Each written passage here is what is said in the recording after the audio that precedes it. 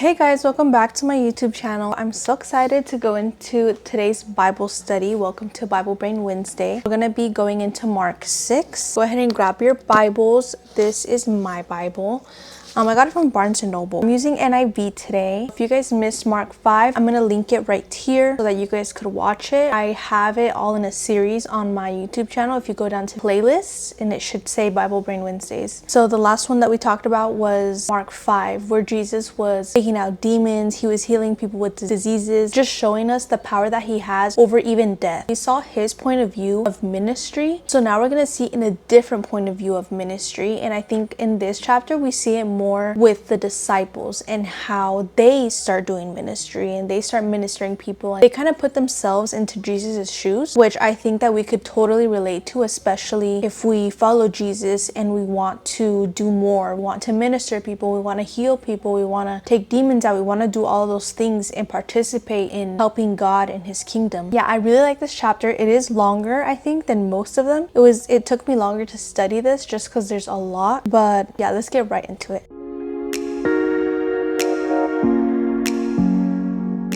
So the first chapter in Mark 6 is titled A Prophet Without Honor.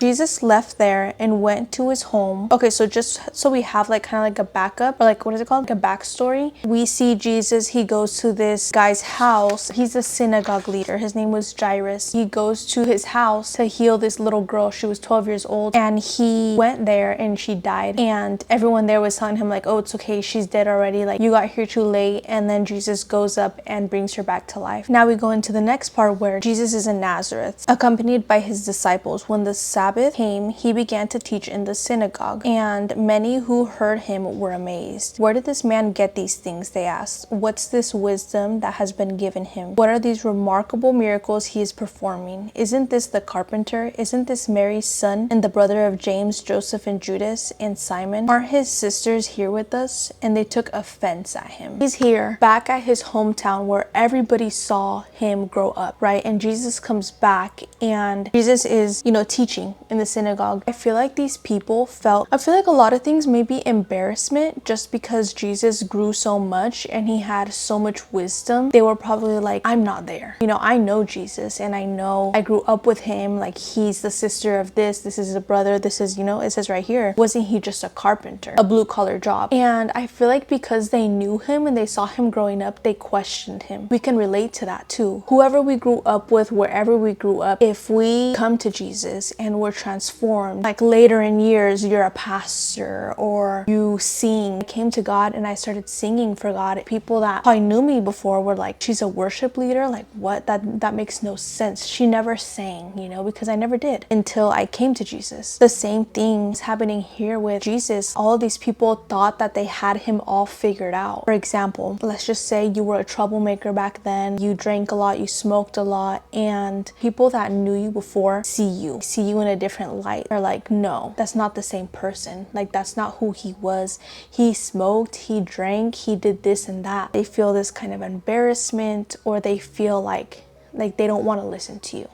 They don't want to see you. They don't want to listen to you, because just staring at you is a reminder that they are still in that same place. And I think that's exactly what was going on here. If we go into verse 4, it says, Jesus said to them, a prophet is not without honor, except in his own town, among his relatives, and in his own home. He's not going to get honored by those relatives in his own home. What is a prophet? A prophet is somebody that's used by God so greatly and hears the voice of God, and they're like the voice, right? They're the human voice of God. That's such a powerful gift to have, and I think that everybody wants to be used prophetically. When we come to Jesus and we're transformed, don't be surprised when you don't receive honor, you're not listened to. In verse 5, it says that he could not do any miracles there except lay his hands on a few sick people and heal them. He was amazed at their lack of faith. Faith equals miracles. If you don't have faith, a miracle is not going to happen. And we saw in chapter 5 how all of these people, the demon-possessed man, the little girl that died that was 12 years old, and the sick woman that had blood consistently flowing from her for 12 years, they all had faith.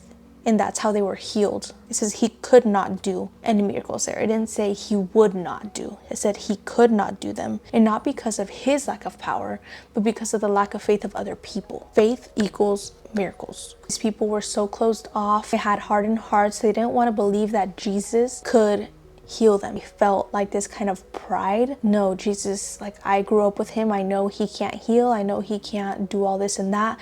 Don't touch me, you know, stuff like that. So that's exactly why he didn't, or he could not do any miracles. And it says he was amazed at their lack of faith. Chapter 4, when he talks about the parable of the mustard seed. Maybe they didn't even have like this much faith the size of a mustard seed. He was so surprised. We see in the next chapter, or no, not the next chapter, but the next topic, it says Jesus sends out the 12, then Jesus went around teaching from village to village. So after he was basically rejected from his hometown, we see that Jesus keeps on going. He doesn't care. He continues teaching in other places. And if they don't want to hear Jesus, if they don't want to receive blessings and miracles, and that's fine, he's going to go somewhere else. That just teaches us that we need to be, what is it called? Resilient. We need to be like continuing to go even when people don't say good job, you know, or even when people don't hype you up, or even when people put you down and stuff. You just have to continue going. Something that a pastor said that I thought was so powerful, and I never realized it, was he was talking to my pastors, and he was saying, you know, sometimes the people that you feed, you're gonna bite your hand. The congregation is sometimes gonna bite your hand, even though you're feeding them with the word. But you have to continue firmly, you know, helping them, because God gave you all of these children. You know, he didn't exactly say all of these things, but this is what just kind of came to me when he was saying that God gave them all of these children, and even if they bite their hand, they have to continue going. That reminded me of this. Jesus sends out the 12. I'm just going to skip to verse 7 since I kind of already read that part. So it says, calling the 12 to him, he began to send them out 2 by 2 and gave them authority over impure spirits. Why did he have to send them 2 by 2? Like, why didn't he just send one? I feel like the word would have been spread more faster or more if he just sent one individually to go and do those things. There's 2 verses that I want to share with you guys. If you guys want to go there with me, Deuteronomy 19:15, where it talks about why it's important that 2 people like work together, or whatever the case is. Chapter 19 verse 15, Deuteronomy, one witness is not enough to convict anyone accused of any crime or offense that they may have committed. A matter must be established by the testimony of 2 or 3 witnesses. So this was something that was kind of in the law, like you need 2 people to, oh, this person did this, or oh no, this person didn't do this. If you just have one, then like they could easily lie. So let's go to Matthew 18:20. So this is Jesus talking. He says, for where 2 or 3 gather in my name, there I am with them. That's the verse that popped into my head when it said 2 by 2. He kind of promises that where 2 or 3 gather in my name,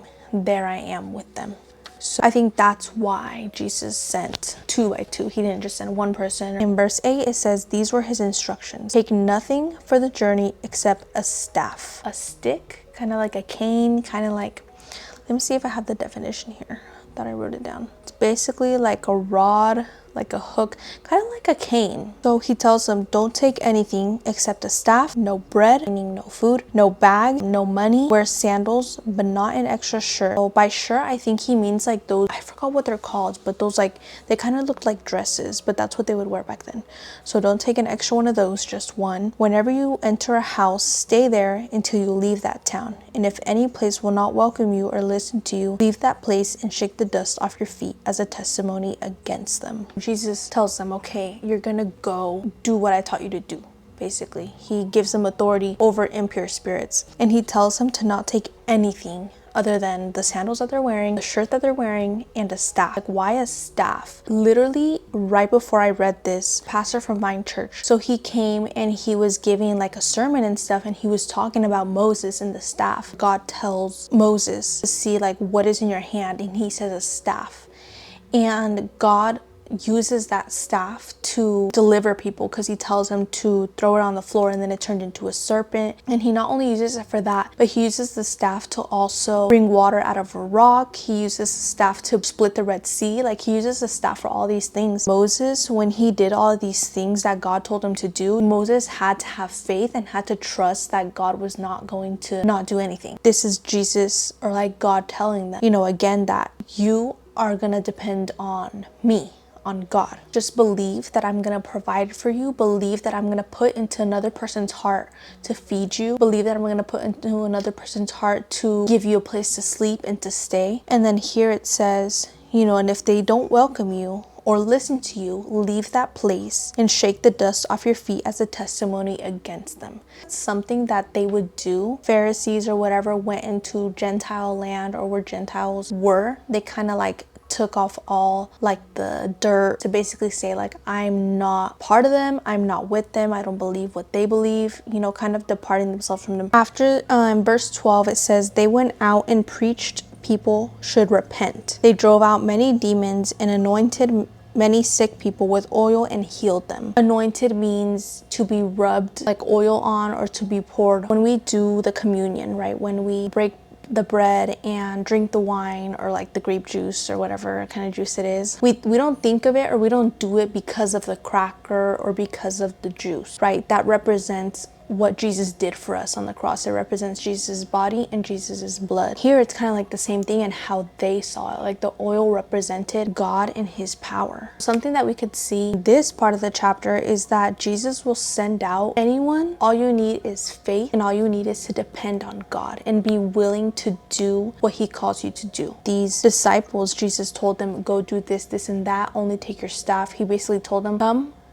go and do what I've taught you to do, and only depend on God. And they went and they did it, and they actually helped people. That's all we need.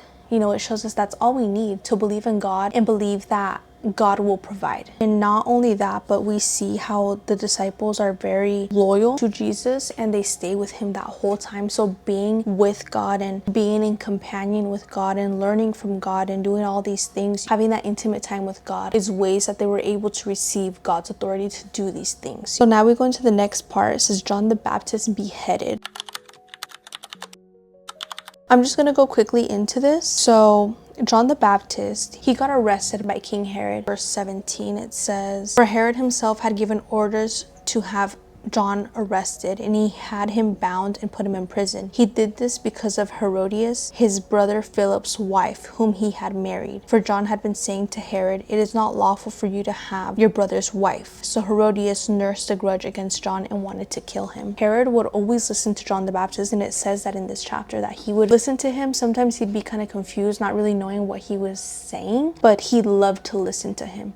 John the Baptist was telling him, like, it's not okay that you married your brother's wife. Herodias, the woman, got mad. Why are you telling him not to marry me? On Herod's birthday, he invited a bunch of people, a bunch of like high officials. The daughter of Herodias, I don't think it was his daughter, because here it says, when the daughter of Herodias came in and danced, she pleased Herod and his dinner guests. Herodias's daughter, that she dances for Herod, and Herod likes it, and then he tells her, what do you want? Like, I'll give you whatever you want. And she goes over, the little girl goes over to Herodias, the wife. She says, tell him to give you John's head, John the Baptist's head. I think the wife knew how much kind of influence, John the Baptist had, and how holy he was, and how he was a man of God. Herod did like John the Baptist. Even though he arrested him, he didn't want to kill him because he was embarrassed to say no to the daughter. He went and ordered John the Baptist to be beheaded. It's right here in verse 26. It says, the king was greatly distressed, but because of his oaths and his dinner guests, he did not want to refuse her. I think all of that pride just kind of built up, and he ended up killing John the Baptist. So then King Herod, once he hears about Jesus and his teachings and his miracles and all that, he's like, oh, that's John the Baptist. He has been raised from the dead. This just tells us how King Herod recognized that Jesus and John the Baptist were both holy men. He felt guilty. It also shows us how sometimes the truth, people aren't gonna like it. We see it all the time in this world where somebody says something, people don't like it, and they end up dying. They end up being killed. That's just how the world is, and it's always been like that, ever since Bible times. Like, we see it here.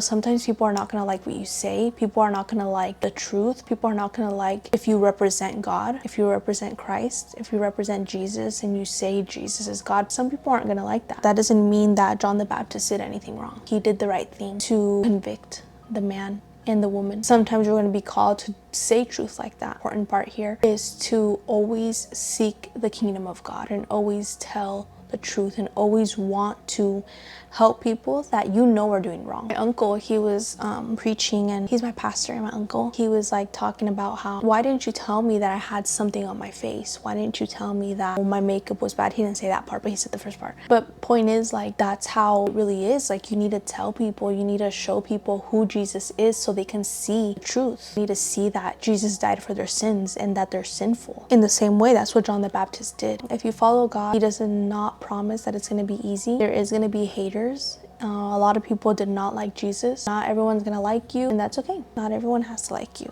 We should only be focused if God likes us, if Jesus likes us. That's the only person we should be worried about liking us. Okay, so now we only have 2 more sections left. Jesus feeds the 5,000.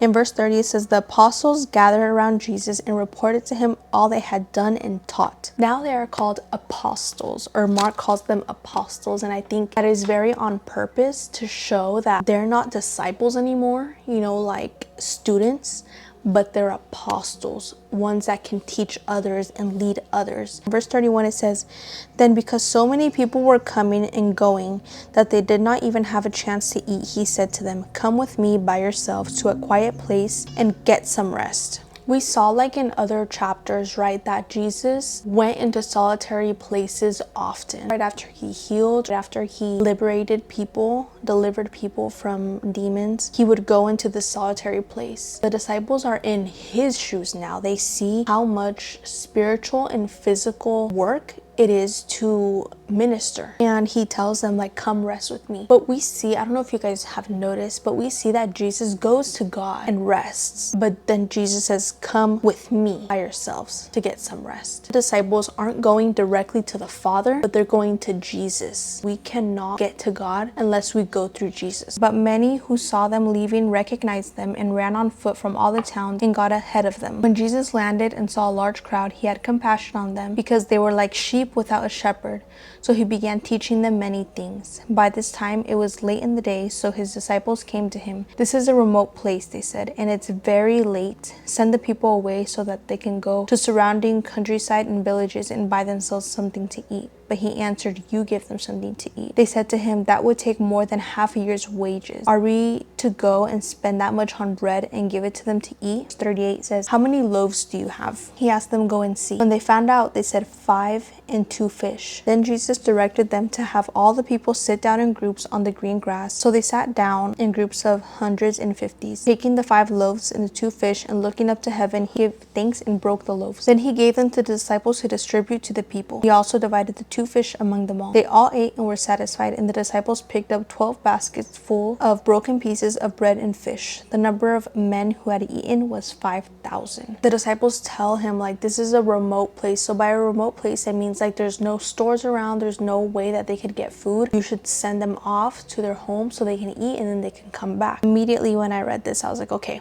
what does number 5 mean? What does number 2 mean? And what does number 12 mean? Number 5 means God's provision and his grace. Jesus landed and saw a large crowd. He had compassion on them because they were like sheep without a shepherd. He saw the hunger, the passion that they had, and the want to listen to Jesus and his teachings, and he had compassion on them. That's where God's grace and his provision, because he gave them spiritual food. And not only that, but then we see that he gets physical food and gives them actual food, the physical one that you eat. Number 5 is God's provision and his grace. Number 2 means witness and testimony. Disciples witnessed all that. The people probably didn't know, I don't know if they knew, that there was only 5 loaves and 2 fish, but the disciples did. It was a testimony that God will always provide. He will provide until you're overflowing with blessings and basically provision. Number 12 means God's people, God's authority, and completeness. In the last chapter 2, we talked about the number 12. Jesus is our ultimate provider. He provides our spiritual needs, our physical needs, and his compassion and his grace never runs out. If you don't know of God right now, you can. Just come to him. He will have compassion and grace on you. It doesn't matter what you did. He will have grace and compassion on you. You don't have to come to Jesus perfectly. None of us did. We come to Jesus because we recognize that we're not perfect. So we're going to go into the last part. Jesus walks on water. There's two of the times where Jesus walks on water. This is the first time. Immediately, Jesus made his disciples get in the boat and go on ahead of him to Bethsaida while he dismissed the crowd. After leaving them, he went out on a mountainside to pray. Later that night, the boat was in the middle of the lake and he was alone on land. He saw the disciples straining at the oars because the wind was against them. Shortly before dawn, he went out to them walking on the lake. He was about to pass by them, but when they saw him walking on the lake, they thought he was a ghost. They cried out because they all saw him and were terrified. He sees the disciples on the lake and they're having trouble. They're going through a storm. Again, this is the second time of them going through a physical storm. It doesn't say that he goes immediately to them when he sees that they're having difficulty. It says shortly before dawn, he went out to them. I looked up dawn and it was like 3 to 6 in the morning. So that's when Jesus starts walking on water. The disciples see him walking on water, but they think that he's a ghost. They were so focused on the storm and so much fear that they thought that Jesus was a ghost. We see in verse 51, it says, then he climbed into the boat with them and the wind died down. They were completely amazed, for they had not understood about the loaves. Their hearts were hardened. Still not really receiving the word. With what happened with the loaves, they forgot about it. They forgot about that miracle that God did where he said that he was going to provide, that he was going to be there, that they were going to be okay, that everyone was going to be fed. Seeds were constantly planted and their hearts were still hardened. When we're in the storm or when things are hard, sometimes we can forget what Jesus has done, the miracles that Jesus has done in our lives, and we need to not forget what Jesus has done in our lives, how Jesus transformed us, and where we were before and where we are now. When they had crossed over, they landed at Gennesaret and anchored there. As soon as they got out of the boat, people recognized Jesus. They ran throughout that whole region and carried the sick on mats to wherever they heard he was. And wherever he went, into the villages, towns, or countryside, they placed the sick in the marketplaces. They begged him to let them touch even the edge of his cloak, and all who touched it were healed. I was like, so what is that? What is Gennesaret? So it's northwest of the Sea of Galilee, and it's also a fertile plain. It was a fertile area. And I was like, okay, so how can we compare it to today in today's fertile areas? I currently live in California, so I was like, what is that in California? It says Central Valley. Most fruits, veggies, nuts come from the Central Valley in California, like Stockton, Modesto, Fresno. Sonoma County is also very rich. They're known for their wine, their grapes. Because of the rich farmland, they provide 2/3 of all fruits and veggies in the United States. I was like, that's crazy. Like most fruits and veggies and nuts and all that come from California and come from specifically Stockton, Modesto, Fresno. But yeah, so he went into a place where it's a very fruitful land that could grow a lot of things. Once he gets there, there's a lot of sick people. People start bringing their friends and family or whoever they know to, it says, the marketplace. So when I thought of the marketplace, I was like, okay, the marketplace, when I think of that, I think of like the Avenue, for example, like where I live, like the Avenue or maybe downtown where like a lot of people are. Those sick people were put there so that Jesus could easily see them. At the end, it says they even begged to touch his cloak. So we see in Mark 5 that the woman with the blood, she touched his garment and she was healed. Her testimony was spreading. That's exactly what people were begging to do.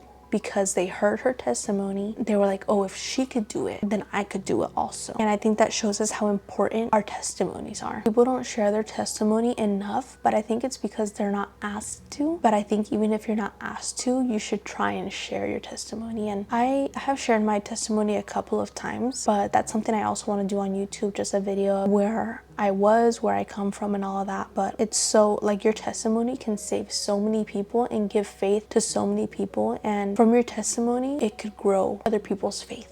And not only other people's faith, but your faith also. Because of your testimony, other people were healed, were saved, were delivered. Yeah, that's the end of today's video. Mark 6 was, I feel like it was super long. It was really hard for me to study. I'm not completely sure why. I think it's long, but there's just a lot going on and a lot of word going on. If this video helped you understand Mark 6, make sure you like this video. Make sure you subscribe so you get notified every single time that I post. Next Wednesday, hopefully, we're gonna read Mark 7. So in Mark 7, we're gonna see how Jesus challenges the Pharisees, talking about tradition versus what God's word says, and then also what makes a person clean. So you guys do not want to miss it. Yeah guys, thank you guys for watching. I hope you guys have a good rest of your day. I will see you. Bye.